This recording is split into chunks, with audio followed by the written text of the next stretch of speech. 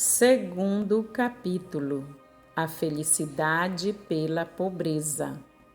Bem-aventurados os pobres de espírito, porque deles é o reino dos céus. Mateus, capítulo 5, versículo 3. Um líder francês disse que se o mundo tiver o que comer e dinheiro bastante para gastar e segurança do berço até o túmulo, não precisará de mais nada. Muitas vezes tenho perguntado a mim mesmo: será que isso fará feliz o mundo? E tenho respondido sempre com uma negativa dura e enfática.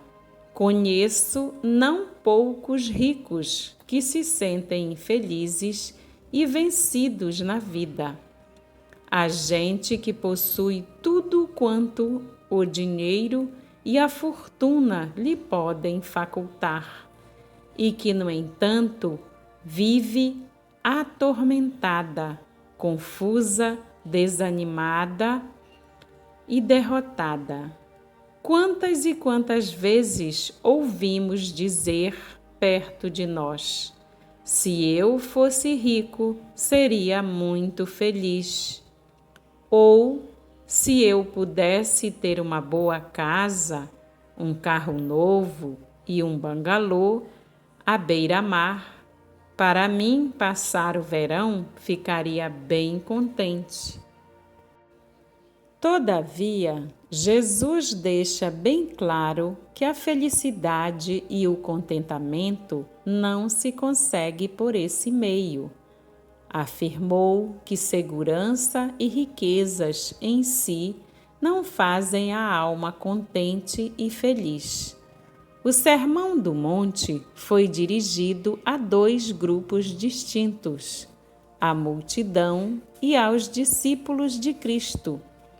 Podemos, pois, concluir que ele tem significado e aplicação tanto para os discípulos como para a multidão, porque se assim não fosse, Jesus não se teria dirigido a esses dois grupos.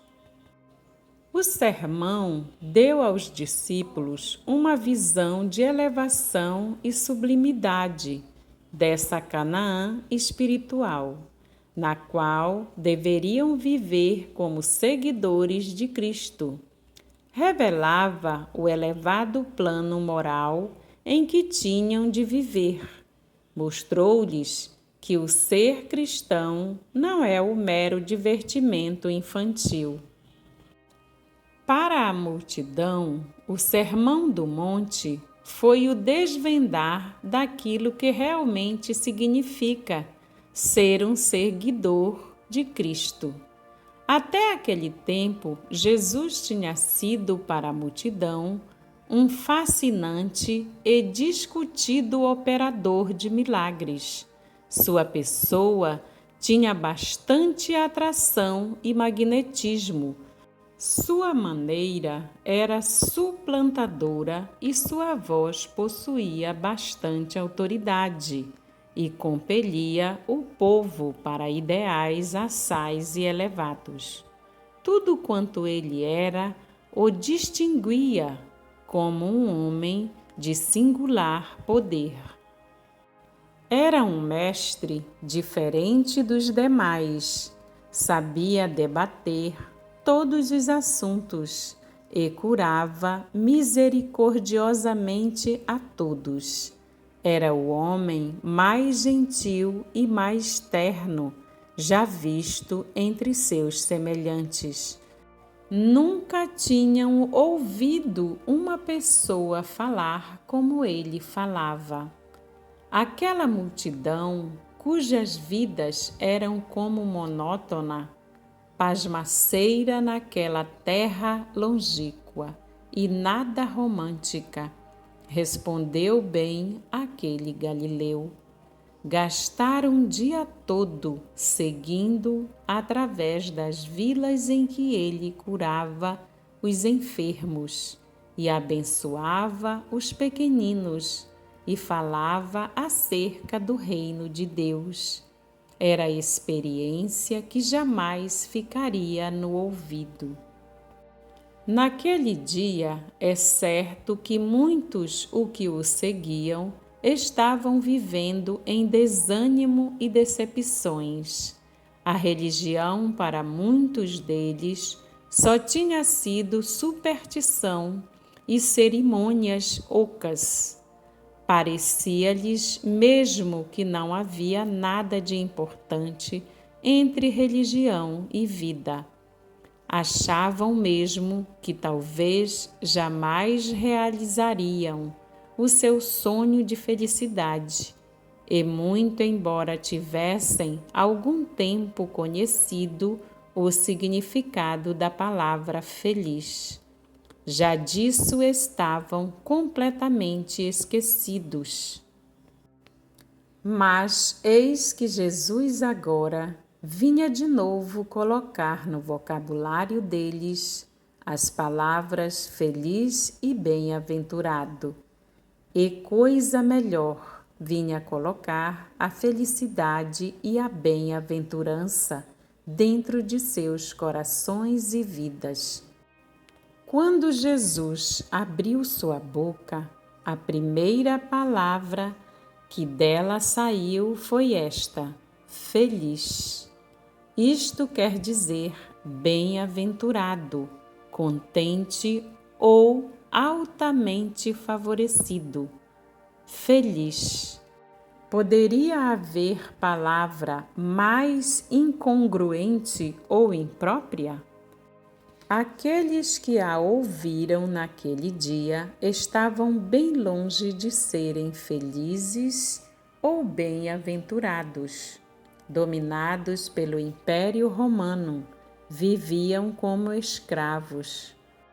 Pobres, desamparados, mal vestidos, escravizados por um governo estrangeiro, viviam sem esperança. Felizes, como poderiam aquelas vidas miseráveis ser altamente favorecidas, abençoadas e contentadas? Logo, jungidas a essa primeira palavra, vinham outras 4, abre aspas, os pobres de espírito, fecha aspas. Se Jesus houvesse omitido as 2 últimas palavras, eles todos se teriam regozijado, porque eram pobres de fato. Mas Jesus falava dos pobres, abre aspas, de espírito, fecha aspas. Maravilhados, eles o escutavam. Escondido nessas palavras aparentemente enigmáticas ou místicas, está o primeiro segredo fundamental da felicidade. A princípio, ele nos parece uma contradição. Em geral, achamos que os pobres são infelizes, mas Jesus nos ensina que se acha a felicidade em meio à pobreza. A que espécie de felicidade Jesus estava se referindo? Acaso falava ele dos que não possuem bens, propriedades ou riquezas deste mundo? Não, por certo. Primeiro, para serem pobres de espírito, vocês devem estar cônscios de sua pobreza espiritual.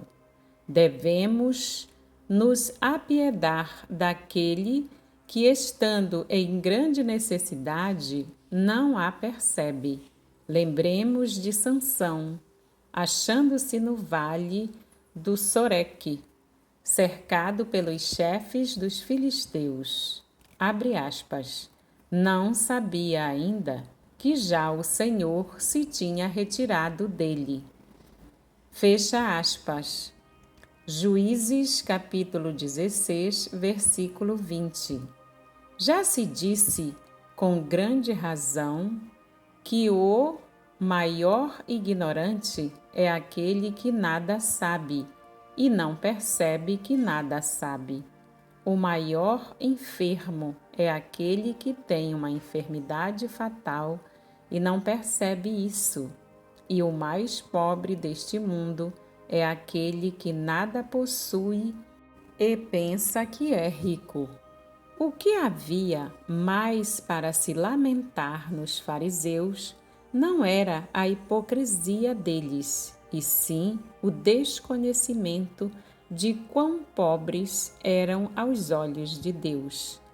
Há sempre algo de patético na pessoa que pensa ser rico quando é realmente pobre, que pensa que é boa quando é realmente má e vil que julga ser educada ou preparada quando não passa de uma analfabeta. Jesus nos contou a dramática história de um homem que batalhou suas ideias a respeito da pobreza e da riqueza. Tal homem, num solilóquio, todo cheio de si mesmo, certa noite dizia: Então direi à minha alma: Tens em depósito muitos bens para muitos anos. Descansa, come, bebe e regala-te.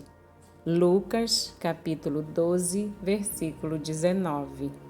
Nunca lhe ocorrera que a alma não se alimenta de bens materiais e que não é com carne e vinho que se sustenta o coração. Justamente por causa de sua estupidez e por haver dado maior importância às coisas materiais, Deus lhe disse naquela mesma noite: louco! Lucas, capítulo 12, versículo 20. E a todos quantos em qualquer tempo se virem tentados a razoar falsamente com aquele homem, Deus diz: assim é o que entesoura para si mesmo e não é rico para com Deus. Lucas, capítulo 12, versículo 21. Você, leitor amigo, tem um corpo com olhos, ouvidos, nariz, mãos e pés. O seu corpo tem desejos e apetites legítimos. Apete-se comer e beber. Tem o apetite sexual, o apetite de companheirismo ou associação. Mas a Bíblia lhe diz que você é mais do que corpo, é também alma vivente. A sua alma foi criada à imagem e semelhança de Deus. Assim como o seu físico tem certas características e apetites, também a sua alma os tem. Os característicos da alma são a personalidade, a inteligência, a consciência e a memória. A sua alma anseia por paz, contentamento e felicidade. Neste mundo em que vivemos, costumamos dar maior atenção à satisfação dos apetites corporais e quase nenhuma aos da alma. Por isso somos unilaterais. Engordamos física e materialmente, ao passo que espiritualmente nos tornamos magros, fracos e anêmicos. A alma, criada à imagem e semelhança de Deus, não se satisfaz completamente enquanto não conhece bem a Deus. E somente Deus pode satisfazer os profundos desejos, aspirações e apetites de nossa alma. Você pode ter o encanto de uma estrela de cinema ou a riqueza de um milionário do Texas, e ainda assim não ser feliz e não ter paz nem contentamento. Por quê? Simplesmente pelo fato de ter dado atenção, só ao corpo e não à alma. A alma, na verdade, exige tanta atenção como o corpo. Precisa de amizade e comunhão com Deus. Precisa de culto, de sossego e de meditação. Se diariamente não se alimentar e exercitar a alma, torna-se ela fraca e mirrada. Acabará descontente, confusa e inquieta. Muita gente se volta para as bebidas alcoólicas, intentando assim sufocar os gritos e aspirações da alma. Alguns apelam para uma nova experiência sexual. Outros buscam abafar as aspirações espirituais de outras maneiras. Mas ninguém e nada satisfaz completamente a alma, senão Deus, porque ela foi feita para Deus, e sem Deus ela fica em desassossego e em tormentos secretos. O primeiro passo para Deus é perceber e sentir a sua pobreza espiritual. O pobre de espírito não mede o valor da vida por possessões terrenas que se podem perder da noite para o dia, mas em termos de realidades eternas que duram para sempre. Sábio é quem abertamente confessa sua falta de riqueza espiritual e de humildade de coração e clama: ó Deus, tem misericórdia de mim, pobre pecador. Na economia de Deus, o esvaziar vem antes do encher, a confissão de pecado antes do perdão, e a pobreza precede as riquezas. Cristo disse que há felicidade no reconhecimento dessa pobreza espiritual, que permite a entrada de Deus em nossas almas. Agora, a Bíblia nos ensina que nossas almas estão doentes, e tal doença é pior que o próprio câncer, do que a poliomielite, do que a pior doença cardíaca. É a praga que causa todas as perturbações e dificuldades que há no mundo. Provoca todas essas confusões, atritos e desilusões de sua própria vida. O nome dessa doença é uma palavra terrível. Não gostamos de empregá-la, mas é uma palavra que os psiquiatras estão começando a empregar de novo.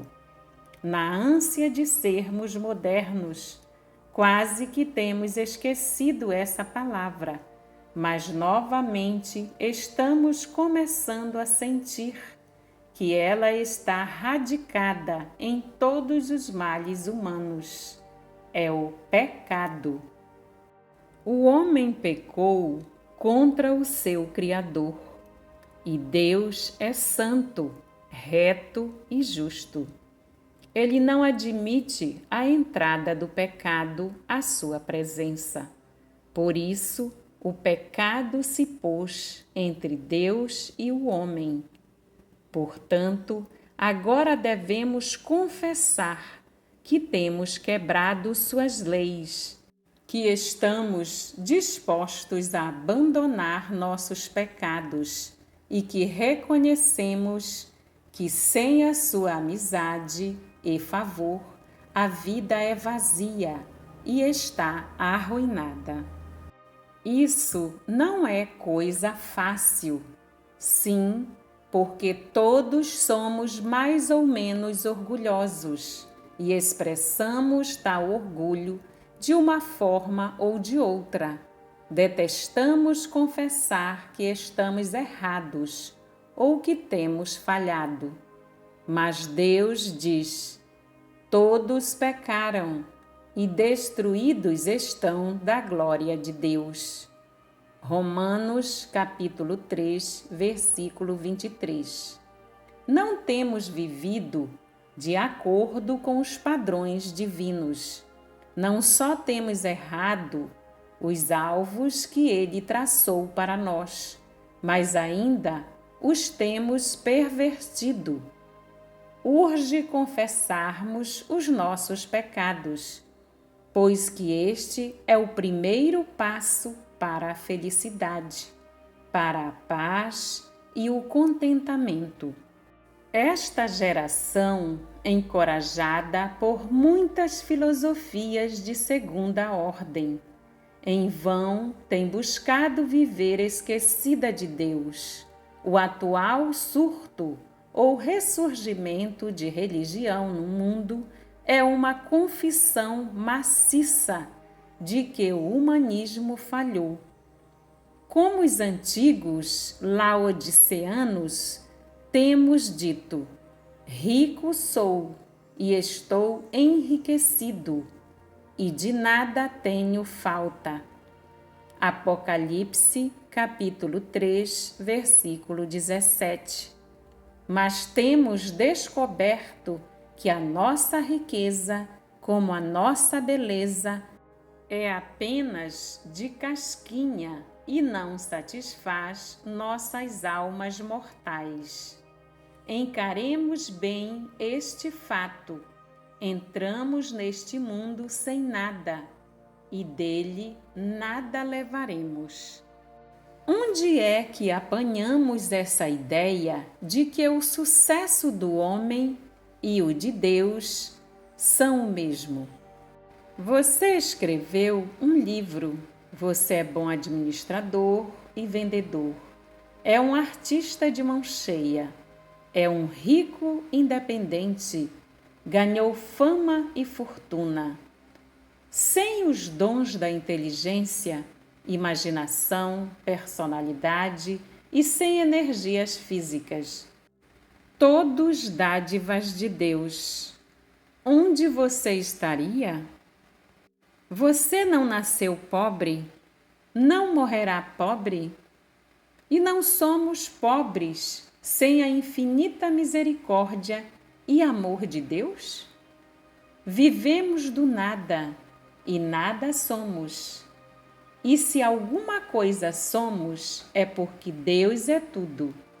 Se nos faltar o seu poder por uns poucos minutos, se Deus cortar o nosso fôlego por alguns instantes, nossa existência física se anulará e a nossa alma voará para a eternidade sem fim. Os que são pobres de espírito reconhecem que são criaturas de Deus e reconhecem o seu pecado, mas também, o que é muito mais, estão prontos a confessar seus pecados e abandoná-los de uma vez para sempre.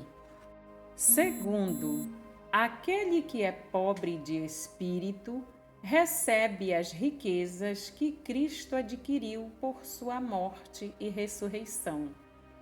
Nos últimos tempos, a medicina tem avançado rapidamente na Terra, descobrindo remédios para novas doenças. Os homens têm encontrado novas vacinas para prevenir e debelar doenças outrora incuráveis. Não seria coisa maravilhosa o homem encontrar cura absoluta para os males que infelicitam a natureza humana?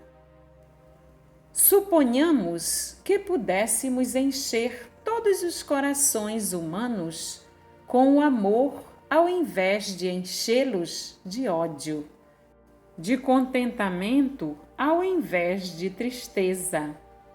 Isso resolveria de pronto todos os problemas que assoberbam o mundo nestes dias. Nossos jornais diários registram a miúde e descontentamento e a infelicidade que lavram no mundo como resultado da avareza, da cobiça, da concupiscência, de preconceitos e de desejos inconfessáveis. Se os homens se dessem por satisfeitos em qualquer estado em que se encontrassem, se pudessem amar seus semelhantes sem olhar para a cor de sua pele ou para o formato de seu nariz, se aqueles que têm mostrassem compaixão e caridade para com os que não têm, se os invejosos e cupidos deixassem sua criminosa ambição de poder, não seria este nosso mundo um lugar bem diferente? Suponhamos também que se descobrisse um remédio eficaz para os passados erros, falhas e pecados da humanidade. Suponhamos que por um milagre todo o passado pudesse ser endireitado e todas as complicações da vida pudessem ser resolvidas e soldados de novo todos os elos partidos. Por certo, tal cura levaria o mundo todo a se admirar sobremaneira. A novidade mais empolgante em todo o mundo é o fato de que há um remédio para os males do mundo. Sim, foi já apresentado um remédio. O homem pode obter perdão de todos os seus pecados. O emaranhado de sua vida pode ser removido completamente.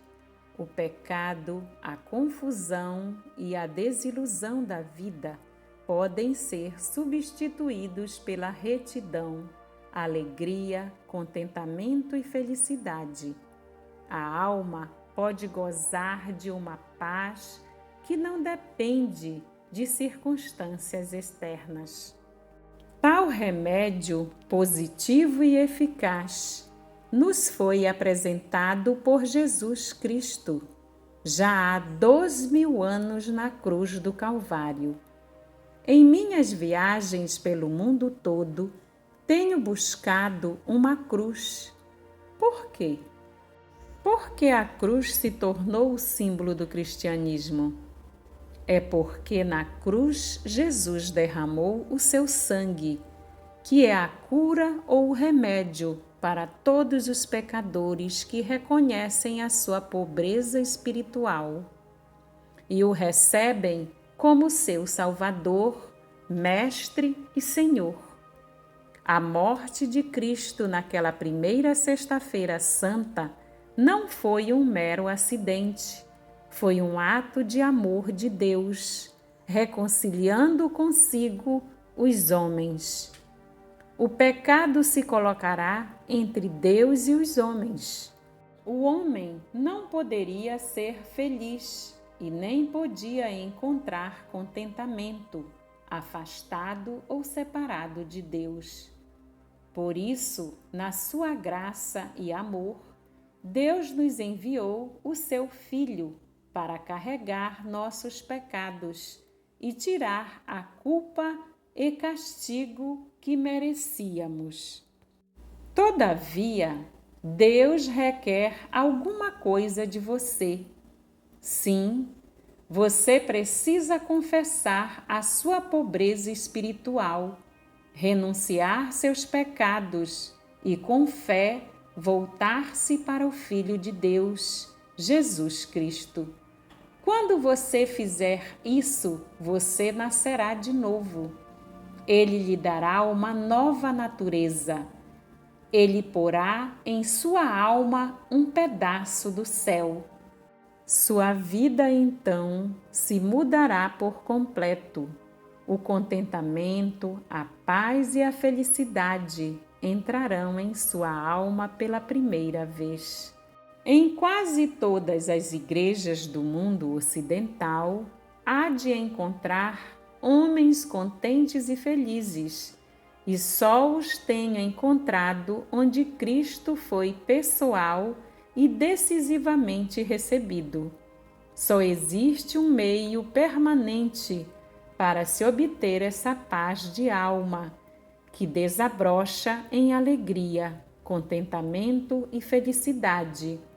É arrependendo-nos dos nossos pecados e crendo em Jesus Cristo como nosso Salvador pessoal. Você teve esse momento decisivo em sua vida? Já tem a experiência da aceitação de Cristo? Isso não é apenas uma experiência emotiva, não. É render ou submeter sua vontade a Cristo. Você que quer de fato ser feliz? Para isso você precisa pagar o preço de se humilhar aos pés da cruz e receber o Cristo como seu Salvador. Terceiro, para ser pobre de espírito, você precisa ter plena consciência de que em tudo depende de Deus. Jesus nos disse algo sobre a necessidade de nos tornarmos como crianças antes de podermos entrar no reino do céu. As crianças são dependentes, isto é, dependem de seus pais para que sejam protegidas e bem cuidadas. Por causa de sua relação e posição, não são pobres. Se não fosse essa relação de que têm para com seus pais, seriam de fato pobres. Como filhos de Deus, dependemos dele. A Bíblia diz: como um pai se compadece de seus filhos, assim o Senhor se compadece daqueles que o temem. Salmo 103, versículo 13. Os filhos dependentes gastam pouco tempo se afligindo com refeições, roupas e abrigo. Sentem e acham que têm direito a tudo isso e que os pais lhe proverão isso tudo. Jesus disse: portanto, não vos inquieteis dizendo: que comeremos? Que beberemos? Ou com que nos vestiremos? Buscai, pois, em primeiro lugar o seu reino e a sua justiça, e todas estas coisas vos serão acrescentadas. Mateus, capítulo 6, versículo 31 e 33. Porque Deus se responsabiliza pelo nosso bem-estar. É-nos dito que devemos lançar sobre Ele todos os nossos cuidados, pois que Ele cuida de nós. Pelo fato de dependermos de Deus, é que Jesus disse: não se turbe o vosso coração. João, capítulo 14, versículo 1. E Deus nos diz: tomarei o fardo. Não penseis nisso. Deixai-o para mim. Os filhos dependentes não se acanham de pedir favores. Não seriam normais se não tornassem abertamente conhecidas as suas necessidades. A palavra de Deus diz a seus filhos necessitados: acheguemo-nos, portanto, confiadamente junto ao trono da graça, a fim de recebermos misericórdia e acharmos graça para socorro em ocasião oportuna. Hebreus capítulo 4, versículo 16. Deus tem plena consciência de que dependemos dele nas necessidades de nossa vida. Por essa razão, ele disse: Pedi e dar-se-vos-á, buscai e achareis, batei e abrir-se-vos-á. Mateus, capítulo 7, versículo 7. Feliz é o homem que aprendeu o segredo de ir a Deus diariamente em oração.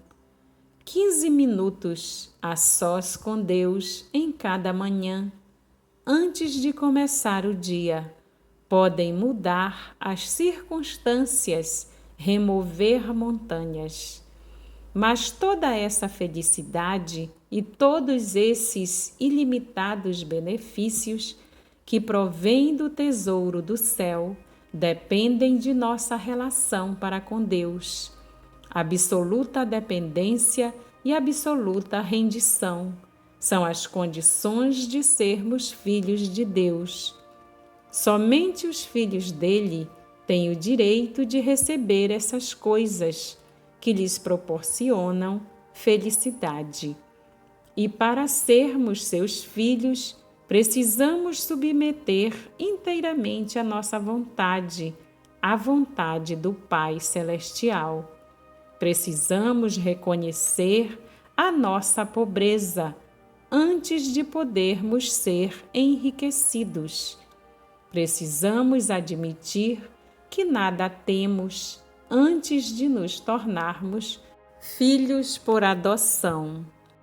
Quando percebemos que toda a nossa bondade ou boas obras não passam de trapos imundos aos olhos santos de Deus e sentimos o poder destrutivo de nossa vontade e teimosia.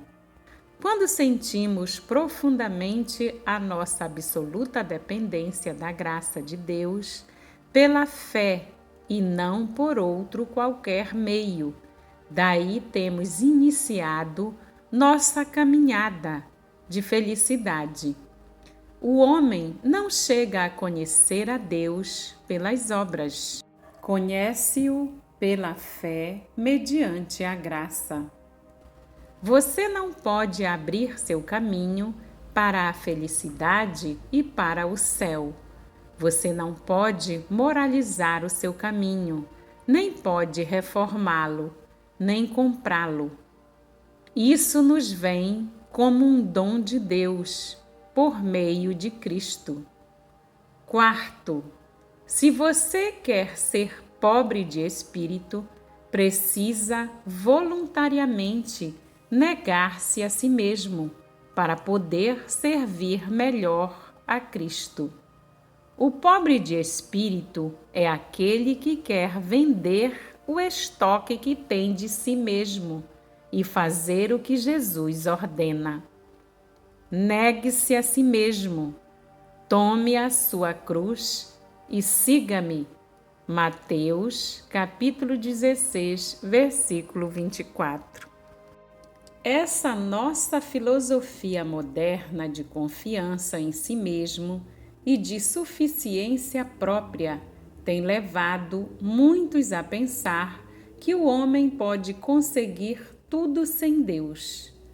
Então, muitos deles argumentam assim: a religião pode ajudar bem as pessoas emotivas e não devemos censurar aquele que crê em seus próprios poderes.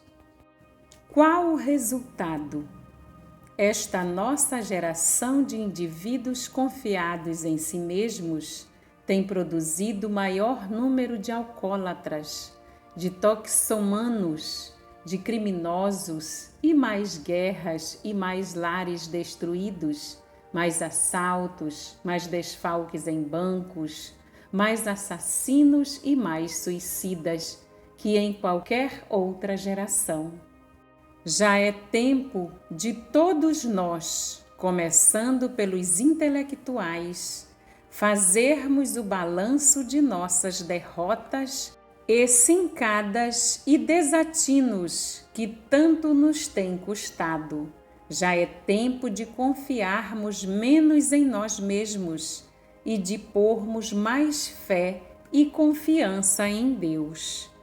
O homem rico que procurou a Jesus estava tão cheio de sua própria piedade, de suas riquezas e ambição, que se revoltou quando Jesus lhe disse que o preço da vida eterna era vender tudo e vir segui-lo.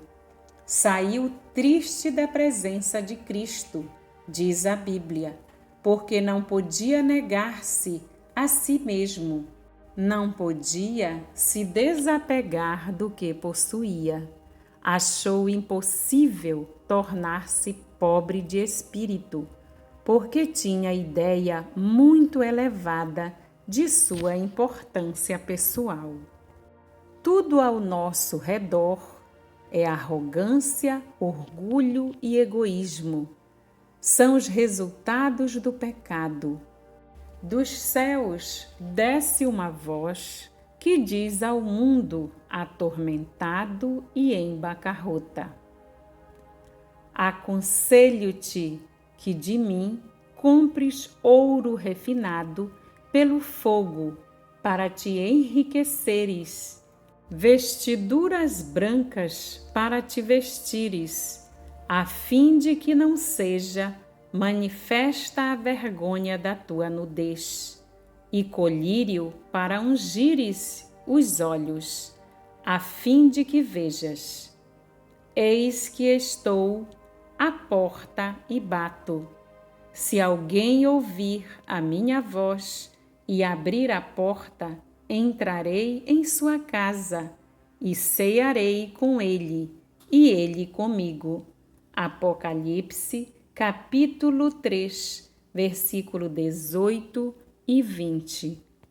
O céu nesta vida e o céu na vida futura não se cifram por padrões monetários. Nem carne e sangue podem encontrar a porta do reino do céu com o seu contentamento, paz, alegria e felicidade. Só os que são pobres de espírito e ricos para com Deus serão considerados dignos de entrar lá, porque se apresentam não confiados em seus merecimentos, mas confiados na retidão do Redentor. Bem-aventurados são os pobres de espírito, porque deles é o reino dos céus.